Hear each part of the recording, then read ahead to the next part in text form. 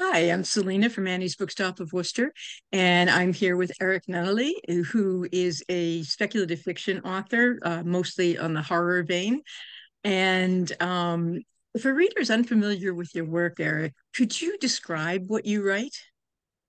Sure. I, when I think about it, it's because I was inspired by a lot of comics and pulp fiction type stuff.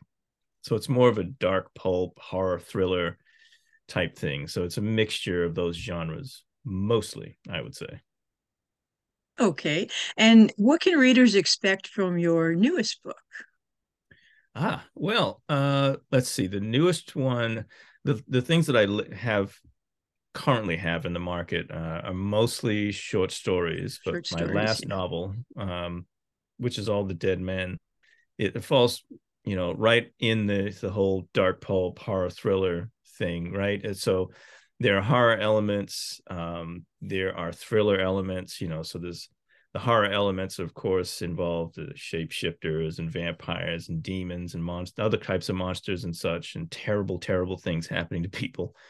Um, and then the thriller elements are because there'll still be a car chases, explosions, shoot 'em ups. I even try to mix in a little romance. That is everything, huh? It's kind of the So whole it sounds like bucket. Yeah, with the vampires and things like that. It sounds like it's a little bit of urban fantasy also, what they call urban fantasy as well. yeah, yeah. Yeah. I always hated that. I hated to hear it described that way because it's Yeah. funny to think of, say, oh, what's her name?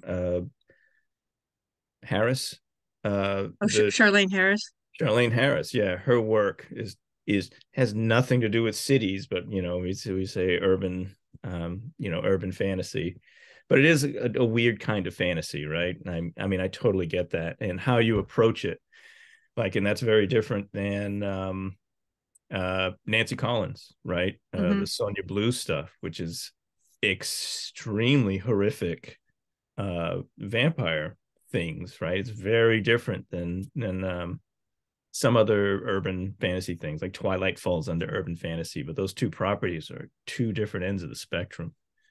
Yeah, And I mean, sometimes it's hard to tell really horror and urban fantasy. It's yeah, it's a little hard to tell sometimes. Yeah. yeah, Okay, yeah. so yeah, so what do you think draws readers to these kinds of books? I think I think it's safe to assume the same reasons that I like some of these types of books, and it's Okay. really kind of two reasons. One is an escapism. Um, it's not that I think that quote unquote straight fiction is bad, just telling stories about people, but eh, that's the life I live. That's the life my friends live. I can experience that all the time, but to get away from sort of a certain amount of mundanity or the expected, so that escapism is I think critical. And then the other reason is just to be thrilled, excited, kind of to take that ride, and to see and do and imagine things that you to be surprised is a lot of fun. If somebody does something with the types of characters and mythological aspects that you like that you didn't expect, that's a lot of fun. Hmm. Okay. So getting back to your latest work. Okay. What was the inspiration for it? The so what is still my latest work, because it's a trilogy and I'm working on the third novel now, um, Hmm. has been kind of in the works since the late 90s. So it's Wow. it's been a kind of a long-term project. And it's not that I write epically. It took me a long time to actually start committing to writing. Like I went to art school, and the first thing I did with this idea was I painted a 4-page comic. A black and white. I painted this comic with this werewolf character and this vampire antagonist and a child. So there was these three elements were sort of the central aspect to it. And it was first published in 2014. So I started writing it around 2009, 2010.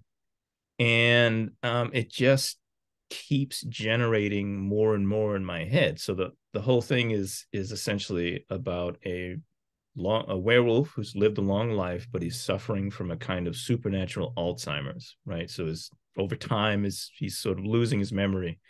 And this is something that plagues all of these supernatural creatures. And there's not a whole lot of them. And in order to try to keep his mind intact, he's hit on the fact that you can try to solve puzzles and try to keep your mind active to keep everything intact. So he's hit on searching for missing or murdered children. So that's kind of became his thing. And it was more of a self-preservation move on his part. And I liked the selfishness of it. Doing something that would, you really can't say is like this. It's not a bad thing.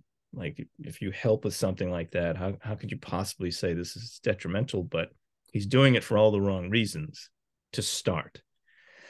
So being able to evolve the character over time, is I've sort of positioned it as, he spent whatever 100 years as a shapeshifter, kind of moving away from his humanity, and now he's moving towards it again to get back into it.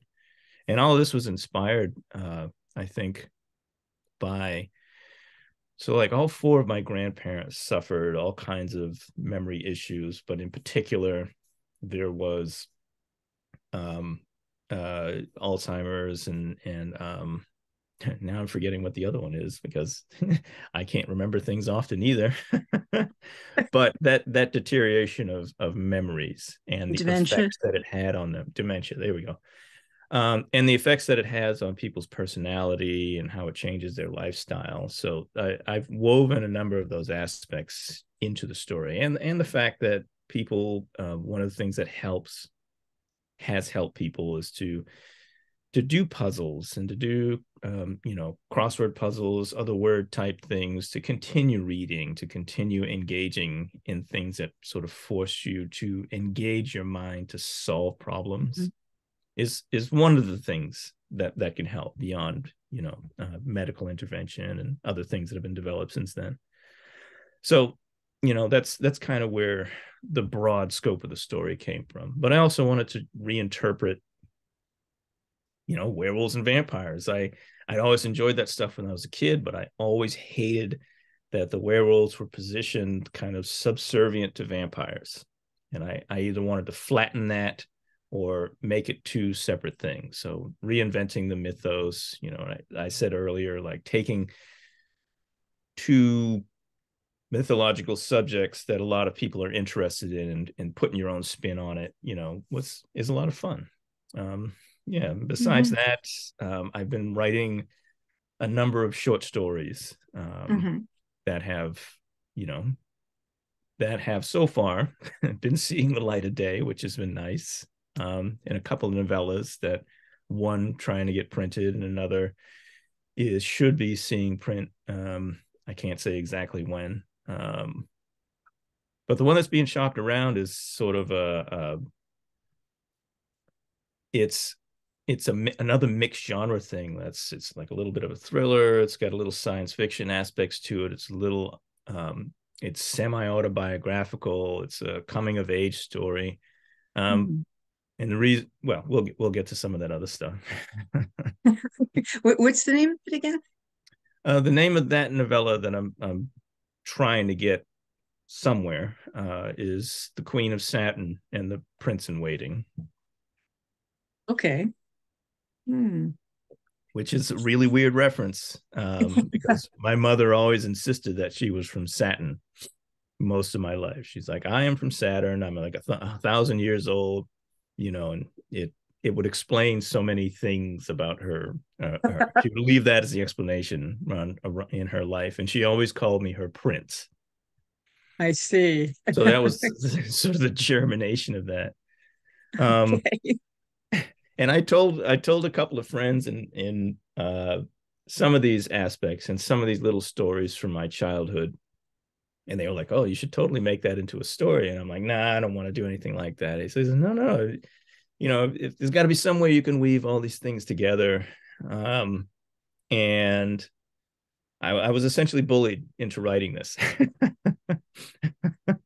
And plus, I don't like coming of age stories. Mm-hmm. So I was like, well, I should write one that I would like then. So that's That's where a that good came idea. from. Yeah. Very good Uh, idea. Paul Tremblay, not to name drop, but he talked about this in an interview once, I think, if I'm recalling correctly. But the cabin at the end of the world. Right. He said, I don't like siege stories, right? I don't like home invasion stories, and I guess I should write one that I would like. And that's kind of where what kicked that off. Ah, okay. Now, did you have to do any kind of research at all? For any of these Um, things, yeah, yeah, for all the any of you. time. Okay. Um, I I like to I like to involve as much reality as possible. I think it's a lot of fun for anybody who's familiar with those aspects. Like the first two books in the Alexander Smith series take place in Boston. And if you're familiar with Boston, you will recognize a lot of things in there. And whether you agree or not, you'll understand some of Alexander's sentiments about the city itself. Um, uh, and so this comes up a lot with guns, right? Someone who knows a lot about guns, it takes them right out of the story if you hit a point in a story where a gun behaves in a way that it wouldn't in reality if you're using a real one, or if you screw up the geography in some place that people are familiar with, it'll break them out of the story. So I'm not necessarily thinking, I don't necessarily do these things because I'm so impressed with the accuracy of things. I think it's just another layer of enjoyment for the readers if they're familiar with those things, whether it's the structure of a city, whether it's how things are actually operate on a boat, the way how a car, what different types of cars can behave or not behave, where stuff like that. And it's so there's always something. In the first book, I didn't have to, but the idea I had dealt with um not the Aztecs, the Maya. It dealt with Mayan mythology, because I was having the villains using some ancient Mayan magical techniques, but then I wove in some established history. And I got a couple of books. Uh, Here it is.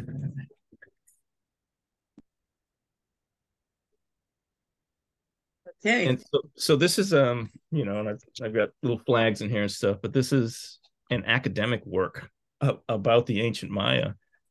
And out of all of that, I got some structure, but an actual quote, a piece of history that they had taken from their own, from the the Mayans had writing and wrote down their history and stuff. But there's a passage in there that I took from that and I used in the book, and then I made sure to ask the author of the book, um,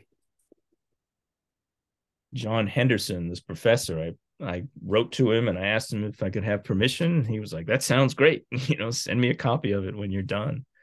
So that was fun. But yeah, so yes, doing research is always interesting, especially if you can be in some place. And at the Yeah, time, I was living in Boston. do you have a favorite research story? Oh, um, yes, I do actually. There's a story I wrote called Devil's Hollow. That's part of the Pixel Project anthology called Giving the Devil His Due.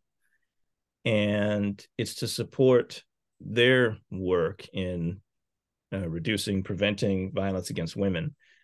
But the structure of the book is essentially comeuppance for um, male protagonists who are committing violence against women. And I wanted to come up, the idea that I had, I needed to come up with a way to murder somebody that would be undetectable. And Wow. I had this idea and I couldn't quite get the answers. Then I asked somebody else, and then they asked somebody else, and it became this sprawling question of like, would this work? Until we finally got to they either work in a morgue.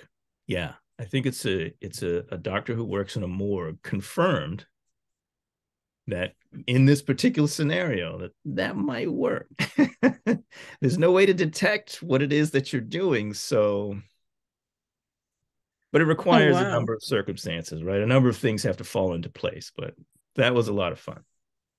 Yeah, figuring out Wow. how to kill somebody undetectable. That was a lot of fun. Just don't do it.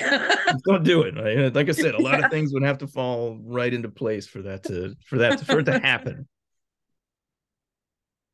So, what was the biggest challenge that you had in writing and putting out your latest book? I guess that would be the second novel in your trilogy.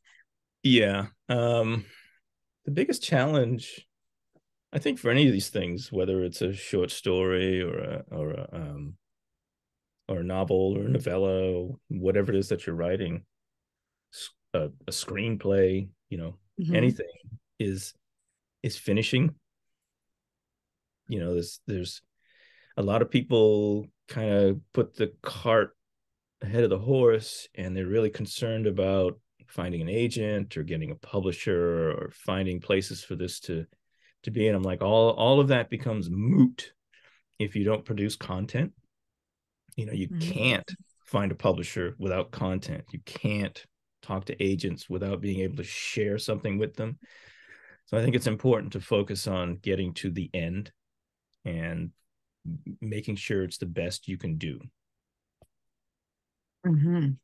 So that, to me, Absolutely. that's the hardest part, is actually producing something that's you feel is worthwhile to share with the world, or you feel really passionate about, like, I really want people to read this and enjoy it. That's kind of the hardest part. The rest is a little more mechanics, learning how to query an agent, learning how to approach a publisher, learning how to pitch your work.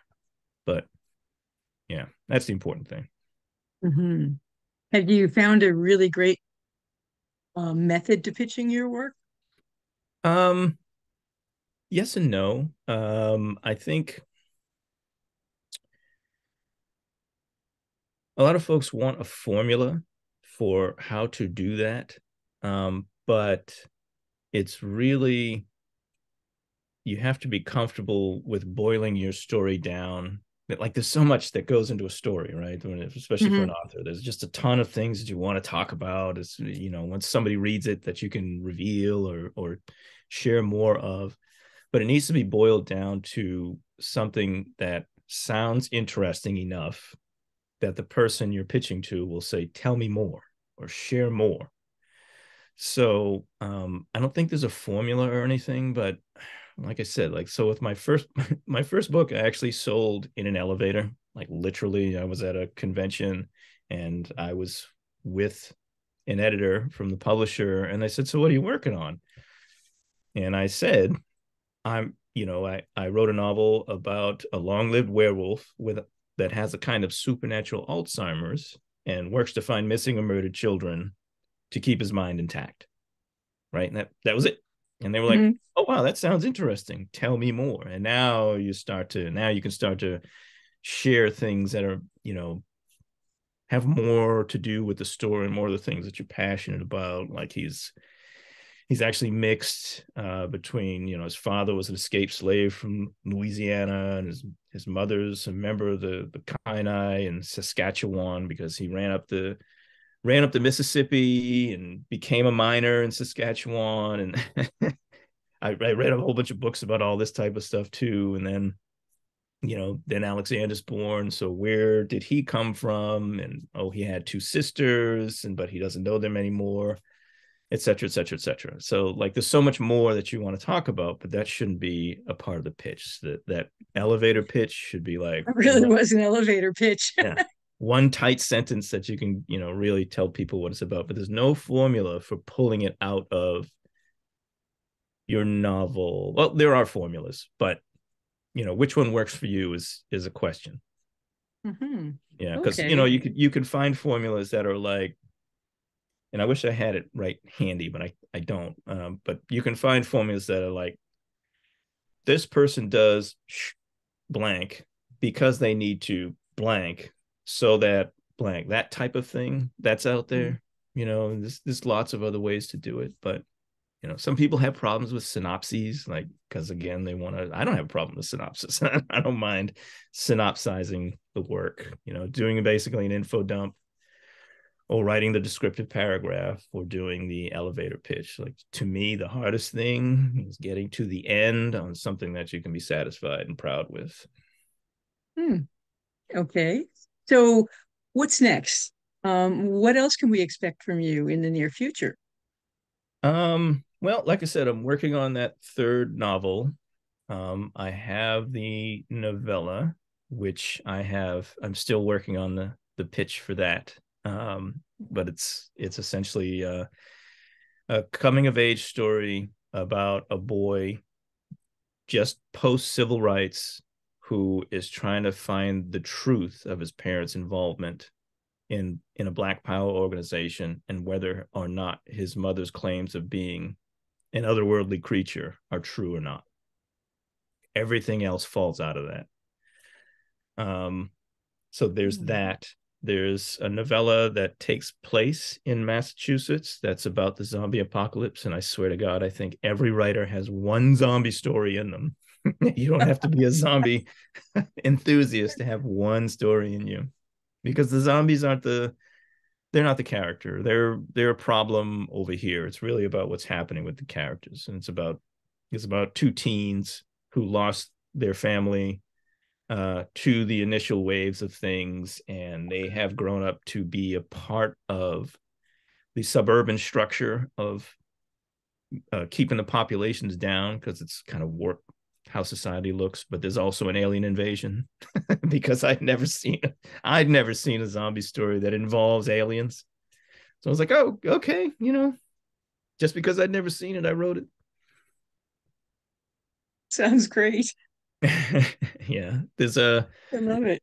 a weird I did sell a weird fiction story, and a friend had asked the question on social media recently, like, what do you think weird fiction means? And it's a great question because it's so all over the place.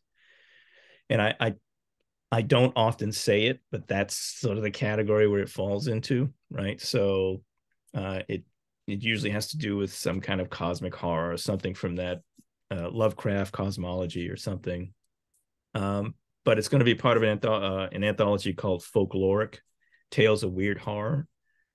And this actually falls kind of under writing advice. Um, so I was approached to see if I wanted to provide a story for it, and people with more experience than I said, if someone's going to pay you to do it, do it. Write it. And I was like, okay, I don't normally write weird fiction. I just don't. It's not a big interest of mine. And then they threw another curve in there and said, and we want it to take place in the past. It has to be like 19th century or earlier. I was like, I don't write historical fiction. I don't do that. I'm not interested in writing things in the past. But I said yes, and I came up with something. And I wrote sort of an alternate history of Robert Smalls, who escapes, who's a daring escape from slavery, from being enslaved in the Carolinas. He steals a steamboat, and he gets his family out, like, and he does this right under the nose of the Confederacy. So it's a really exciting story on its face, and then adding more of a cosmic horror element to it. So that's Yeah. that's definitely coming right along. That's definitely challenging. Yeah. Something Wow. else happened like that. Actually, it's called the Monarchies of Mao, and it's an RPG, right? So it's a role playing game system that's came after Pugmire, which is another one. And I enjoy RPGs, but I didn't grow up with them. Like a lot of people have a lot of experience with them, and they put together this anthology. And I'd always told myself I won't write in other people's properties. As much as I love Star Wars, I'm not going to write a Star Wars story. It never occurs to me to do things like that. But someone asked, and they were willing to pay, so I said yes. And I find that these types of challenges help, make you a better writer, help you to come up with interesting ideas that are interesting to yourself so that you're motivated to write these things. And I wrote what's essentially a Sherlockian detective story involving Huh. these anthropomorphic cats, basically. I was like, what can I do that isn't, that's not expected for an RPG type experience? And there we went. So yeah. Interesting. Wow. I love that story, and nobody ever talks about it, or you don't hear about the anthology or anything like that. But we'll see. Oh, wow. Okay. Now I have some questions for you about being a writer. What's your favorite part about being a writer on the whole writing and publishing process? There's no budget. There's Okay. there's absolutely no limitations in what you can concoct.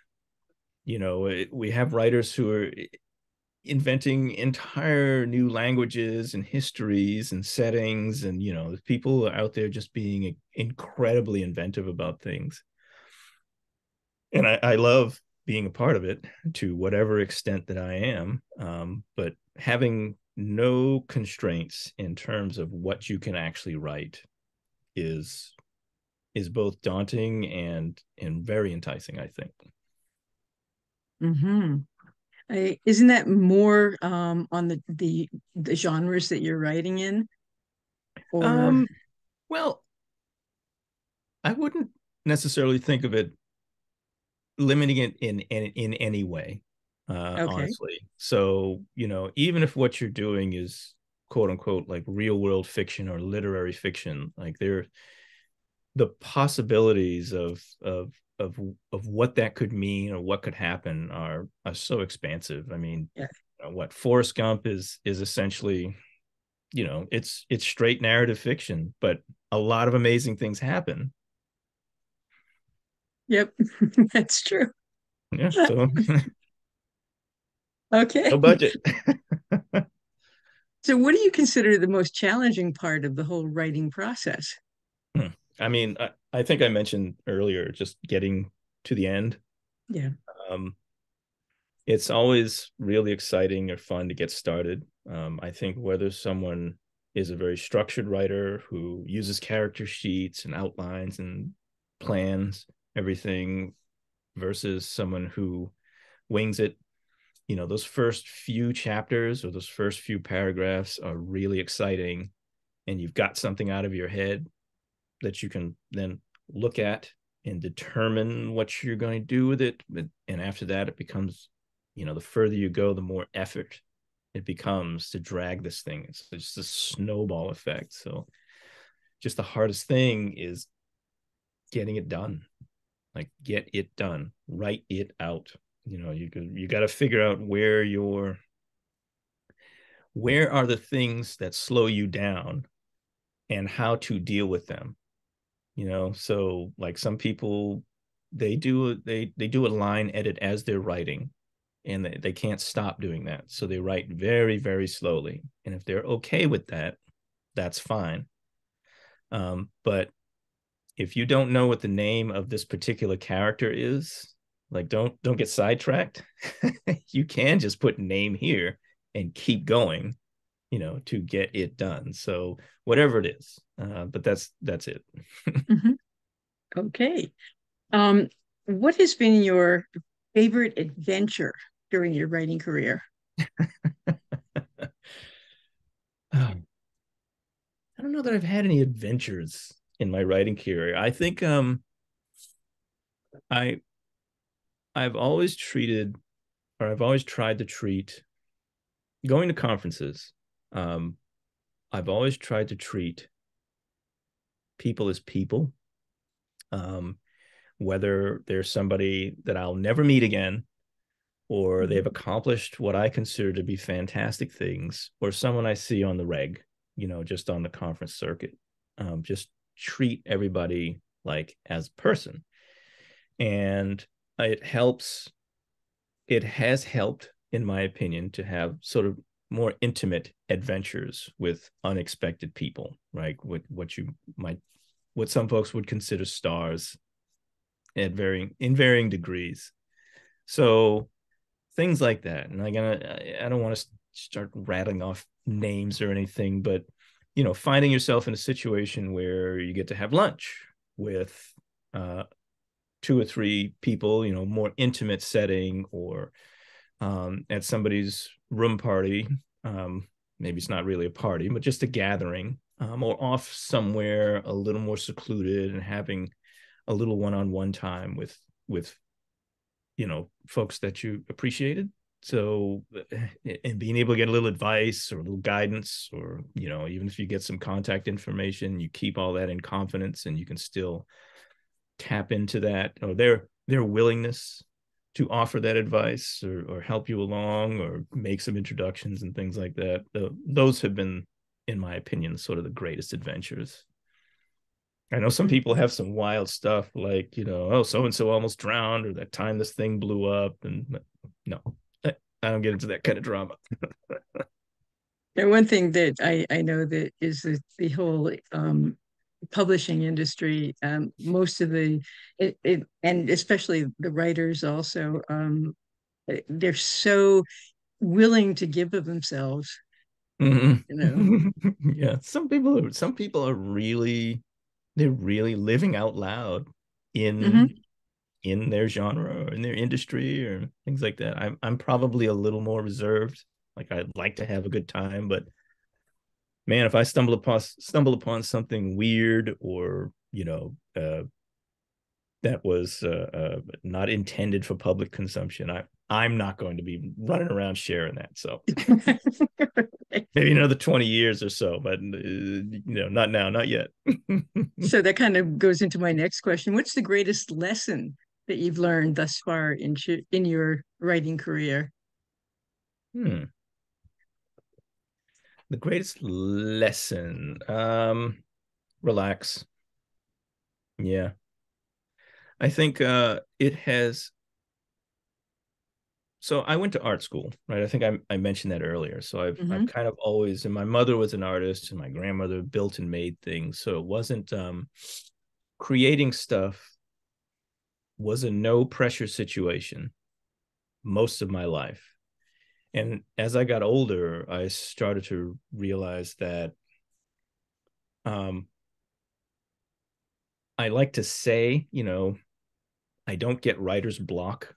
Like, it never lasts long enough for me to start worrying about it, because I know what to do, and that's relax, right? And that's different for everybody. Some people it's taking a walk.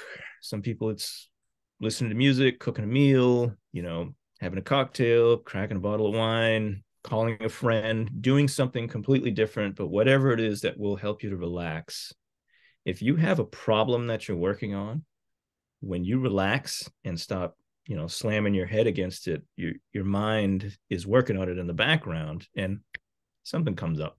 So relax.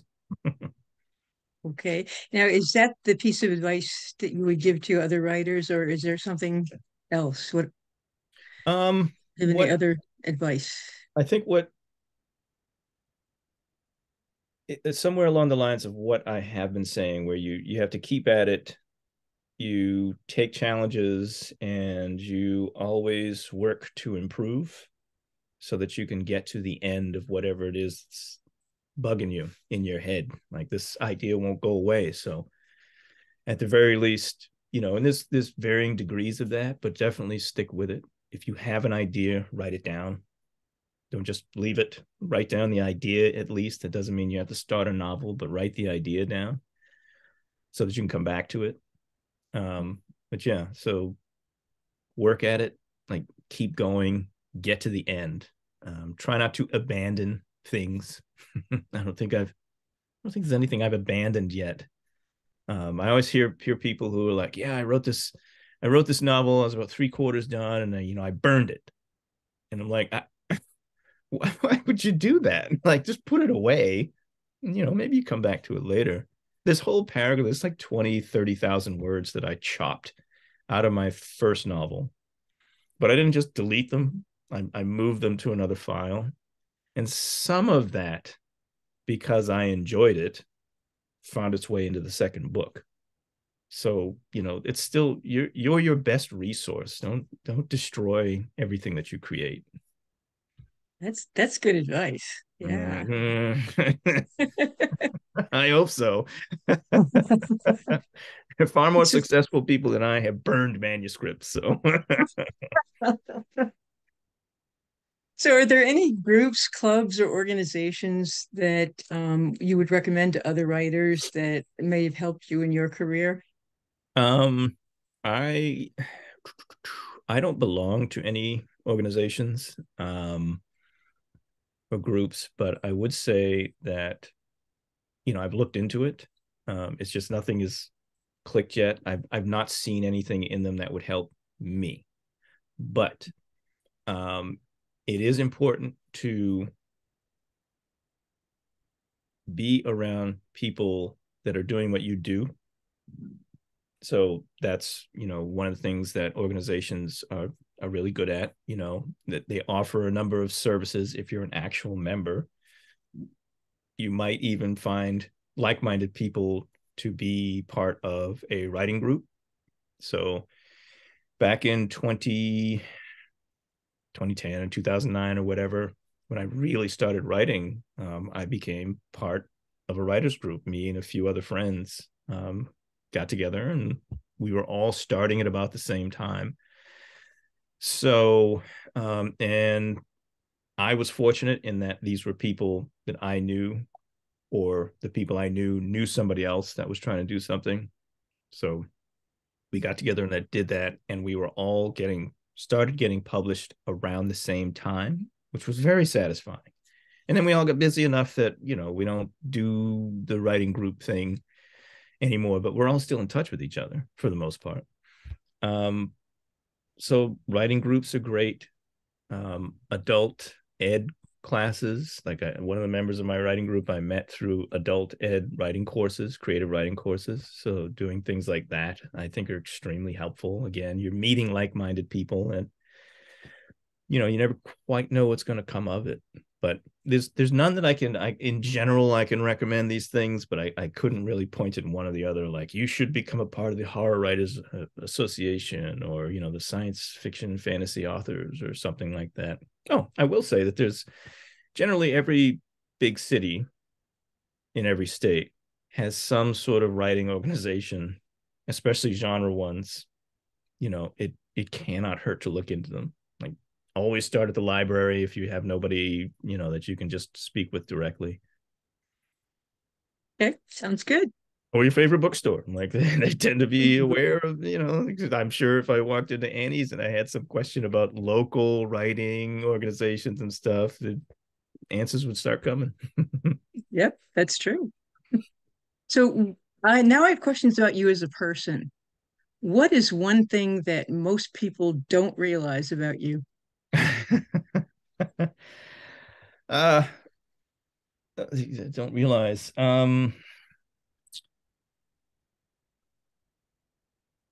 This will sound funny, but like, I'm not out to get them. There's a number of people who I've gotten to know, and somewhere along the way they'll say like, oh yeah, when I first met you I was really intimidated for any number of reasons. And it's like, I'm really surprised at it. And I, like a lot of people, I can be sarcastically biting, or but I'm not out to get anybody.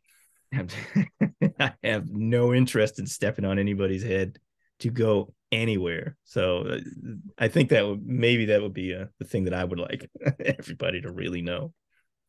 Okay. Wow.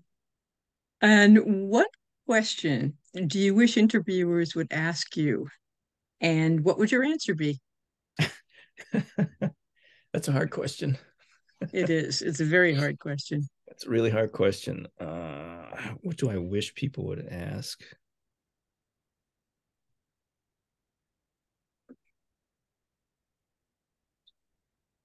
I don't know. Maybe more regional stuff, cultural upbringing, things like that, where how that influences what we're doing today. Um, that I a lot of people who are authors have very interesting backgrounds. Um, Not everybody, but I have found that a lot of the people that I have met in science fiction, fantasy, horror, you name it, have very similar backgrounds, have had a lot of similar experiences, and those are not experiences that I have had. So there's a number of assumptions about things that are popular or interesting that either go right over my head or I just don't agree. Like, um, so this is especially true of Gen X. That's the group that I'm a part of, and there was a lot of formative things happening, but there are a lot of groups in the country that were not a part of that. So nowadays, more and more people have become involved in producing content, and being allowed to produce it in the same spaces, but it's been very different. It's coming from a very different place. Hmm. So tell me a little bit about your background. All right, so I grew up in Boston. I grew up in Mattapan, which is a sort of a subset of Dorchester, right? And Dorchester is like a third of the city, but Boston's a very segregated place. So, I grew up in a very black neighborhood, and that segregation, that separation, um, creates sort of a different reality. And because of the history of the country, there's a whole other culture that I'm a part of, that a lot of the people that, I meet doing this have no experience with, right? There's this like kind of a whole other language, behaviors, music, the whole nine. That's a completely separate experience. So that's what it was like in Mattapan. Um, I was fortunate enough that my weird parents had me doing things that were more expansive. So like 4-H and Ranger Rick and a bunch of nature things. I rode horses. I learned to swim. Like there's a lot of, I did a lot of reading. But there were a number of people around me that didn't do a lot of those things. And then eventually I was bused up to a very, very, very white suburb called Marblehead to go to school in middle school and high school. So that was a whole other world of experience. And like a lot of people have formative experiences with Dungeons and Dragons, right? And we see that in Stranger Things. That wasn't my experience. Like we did not play Dungeons and Dragons. That was not a thing. Like there's a whole lot of music in that show that's very emotional for people. That was like that didn't happen. We didn't have those things. It was a whole other perspective. Essentially, it's just another aspect of America, and we see this with a lot of LGBTQ people now that are bringing more of their experiences to genre writing, which is awesome. Again, there's no limitations here. We can do whatever we want, and we can set these things wherever we want. So for me, all of those things that I read never had people that I knew in them, and now I am writing these things with people that I know the experiences that I've had are now in these things that I enjoy. So that's kind of where I'm coming from with this stuff. Like a lot of people were into metal and rock and roll when they were growing up, and for me, it was funk and hip hop. Like that was just the dominant thing where we were. So there's just all these interesting differences, and now everything's really getting mixed up, which is for the best. Yeah, I think it's great that now so many people are able to write things from their own backgrounds. It's great. Yeah, It's it's such a producing some love mixture, though. Mm-hmm. such a mixture now. Yeah. Okay. So what is or are your passions when you're not writing? And how do you make time for those things that you love? I don't. I since I have a day job, um, right, that's the bulk of the day that disappears for somebody else's purposes. And then it takes a long time to write.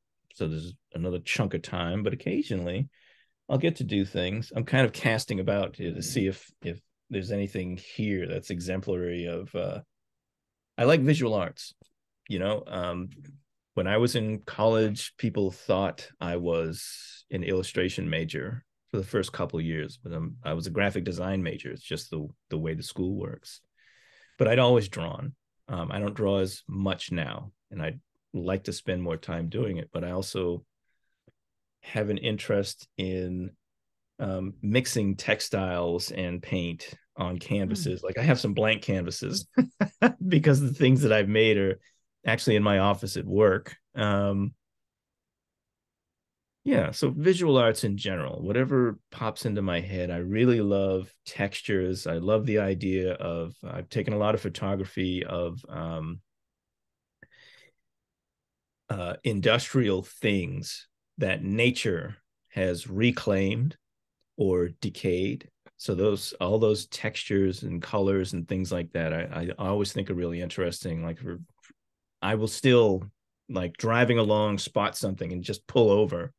Will drive my family a little crazy on occasion. I'll jump out of the car and go run over and take a picture of something. And I've been able to use some of that stuff in my personal design work and things like that. So yeah, just broadly speaking, visual arts. Hmm. In your art, had you ever thought about being doing some graphic novels? Mm-hmm. Well, yeah, like I said, the Alexander Smith stuff started out as a comic. I loved comics when I was growing up. It's just that the prevailing notion in the neighborhood I grew up in was was that the this was a mystery. Like nobody understood, nobody knew anybody who was working on that stuff. Nobody knew how to get working on that. Um, anytime I had some thought about these type of things, it was sort of dismissed. I was very unsupported in doing this, which is I think is part of the reason why I came to it so late in life. The emphasis was on work, get a job, make some money. You can't make money doing this. And I'm like, you have no idea, in hindsight, like you have no idea how any of this works. And you're telling me it's not a good idea. Plus, it's Boston. It's not New York, Right. right? When you're in New York with all the publishing houses and stuff like that, I think a few more people broke in earlier than all the other folks who are showing up now, because it was right there. Like the Marvel offices were right there. A lot of people would hustle their way in and become an intern or something like that at the time. But then you hear one of the pets. But yeah, that's it in a nutshell. Okay. So what does your writing space look like? And what do you need to have around you when you're writing or editing? uh this is my writing space. What I need to have around me is all of these things. Like I got a whole shelf over here that's kind of reference material and a lot of nonfiction stuff. Um, and everything else that I've read, this bookshelves on the side over here, and over here there's a bunch of things that I work on, and I always have my lava lamp going, which I love that thing. I don't know why, you know. I got a speaker pinned to the ceiling if I want to hear some music. Um, yeah, I think it's been, for me, it's been important to just have my things around. I need to have my things nearby, whether I've made them or not. Everybody's got weird stuff hanging around them, uh, always at hand. Yeah, but that's important. I had a number of things in frames that, so now that my space is in the basement, there's concrete walls, and I couldn't just hang everything up. So I took a bunch of things to work and I put them up in my office. And when I was done, I was like, this feels so much better to sit here and work surrounded by my things. So, Mhm. I should have done this so much sooner. So, are there any things that you like to drink or eat when you're working? uh yeah, if I'm really going, tea. I like to have tea, either black or sweetened. And usually if I'm having tea, I like to have a little pastry or something with it. And I think I equate it to this. I don't know if it's true or not, but like I feel like uh, your brain runs. Well, it's true that your brain really runs on calories. It's like it's not fat, right? That's calories. All these things, proteins, calorie, fat, get converted to calories, and that's what keeps your brain going. Hmm. And I always felt like, the more focused you were on something, the harder you were going at it, the more you start to, oh wow, after a while I'm hungry, like I need to have a little snack or something to keep it going. But yeah, I think it's tea and a little pastry. Okay. Now you mentioned something about listening to music. Do you listen to music when you're writing, or do you like silence? I prefer silence. I That was my next prefer. question. Yeah, but I heard you said already that you had cats. Yes, I don't know if you can hear her purring. I like silence, actually. And if sometimes I like music, but I like music that's nonverbal. Hmm. So like hip hop, or any kind of lyrics I can't listen to, because I'll start listening to the lyrics and I won't hear the words that I'm trying to write. Hmm. Okay. My next question was, do you have a furry or feathered or otherwise non-human companion to help or hinder you with Yeah, your there's two work? of these. Two of those, the Yeah, same there's color. two of these. Yeah, they're brother and sister. They're both white cats, but this They're one is deaf. beautiful. So she's very loud and annoying, and her brother is usually hiding somewhere. And they're not Uh-huh. helpful at all. No, They no, are I can not. imagine. These are two of the strangest cats I've ever had. Both of them are sort of barely cats. Fairly cats. Yeah, so I've had cats that will play fetch. I've had indoor outdoor cats. I've had you know ones that play a lot, ones that are cuddly, and these two are all not those any of those things. Like, this is one of these occasions where she's just wandered in to get some attention. And but if you roll something across the floor, they both just kind of look at it. They don't care. I wouldn't dare let them outside because they couldn't survive out there. Hmm. I don't know. They're barely cats in my I experience. see. Sometimes one of my cats uses me as a scratching post if he wants to come up and watch me Zoom. Oh, yeah. See, that's something. So, when they want attention, Yep. um, every other cat I've had knows not to claw you, right? They'll tap you or whatever, but these two are always claws out. See? Yep. Yeah. I beat it. Okay. Yeah. Um, She drools too. I'm like, I've never had a cat that drools. She drools. What's that about? Now, one of the questions that I have is how important is the New England setting been to your writing? And I know that you had said that it has been important, but can you elaborate a little bit more? It's been important in that it's the setting that I'm most familiar with, the urban aspects of New England, um, which lends itself to crime thrillers and stuff like that. Mm-hmm. Um, but otherwise, I don't think there's any particular, like I'm not enamored of New England or anything. Like I left Massachusetts because I can't stand it, and Rhode Island has been great. Providence in particular has been great. I've been to other New England states and just like, they're all right. I think part of the problem is I don't embrace the lifestyle here. Wow. And I'm speaking very broadly, right? So there's the sort of the seafood, summer seafood lifestyle. It's like I don't like seafood and I do like beaches, but I prefer an island, like an actual island with soft sand and palm trees and stuff like that. And warm weather. And an actual warm weather, not a frozen, sort of freezing ocean halfway through summer and rocky beaches and clam shacks. It's like,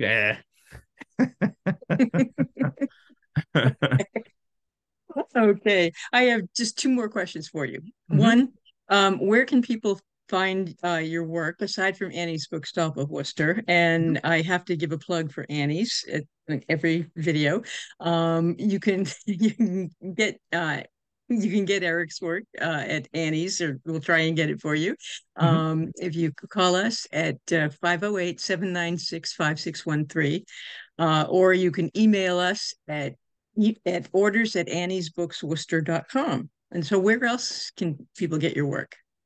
Um, uh, well, any bookstore can order any of the books that I'm in, any ones that are still in print, of course. And Right. I have occasionally seen books that either my novels or books that I'm a part of on shelves at Barnes and Noble, and uh, oh man, what's the other one? There's so few book chains now. There aren't any others. It's not really any others. It's just like Barnes and Noble now, but I've seen it in other places. It will turn up on bookshelves. Stuff will turn up on bookshelves. Definitely available at any online outlet like bookshop.org or Amazon or bn.com, in any number of bookstores. So nothing is exclusive to, like, say, if I was self-publishing using the Amazon system or something like that. So all of my books are part of the established book system. Okay. And how can we follow your work and share your awesomeness? uh I'm really terrible with social media, and the things that I put on Twitter are, not for public consumption really. I really use social media to to sort of stay in touch with friends across the country. But my website, erricknunnally.us, is sort of the central hub for what I'm doing, what I have done. It serves as both a portfolio for my design work and sort of a holding place for anything that I'm doing with writing. And if you spell my name correctly, ERRICKNUNNALLY, all sorts of other things turn up on the internet. I'm the only one. So if you spell my name correctly, a lot of other things will pop up, which is always kind of fun. Sounds This is great. really fun for my kids because their friends will look these things up sometimes and they're like, "Oh my god!" I know it's amazing how you can find out all kinds of information about people now. Yep. But I'm the only Errick Nunnally, so if you find it, that's me, as long as you spelled my name correctly. Right. Well, thank you very much, Errick. It's been great talking to you, and maybe we'll have you at our bookstore sometime. Okay. You as well. Thanks Okay. for inviting me. Annie's is a great Annie's is little a great little bookshop, and bookshop. I've been there a few times. It's been a little Yep. while though. So, in fact, your background looks like one of the nooks in the shop. Is it? Is it? Yes, it is. Yeah, I've sat in that nook. Yeah, it is one of the nooks in our shop. Yeah, we have lots of little nooks like this. All right. Well, thank you very much for joining me today, and good luck with your third book, with your third novel, Mm-hmm. and we will be seeing you. All right. Thank you very Okay. much. Bye Bye, now. Eric.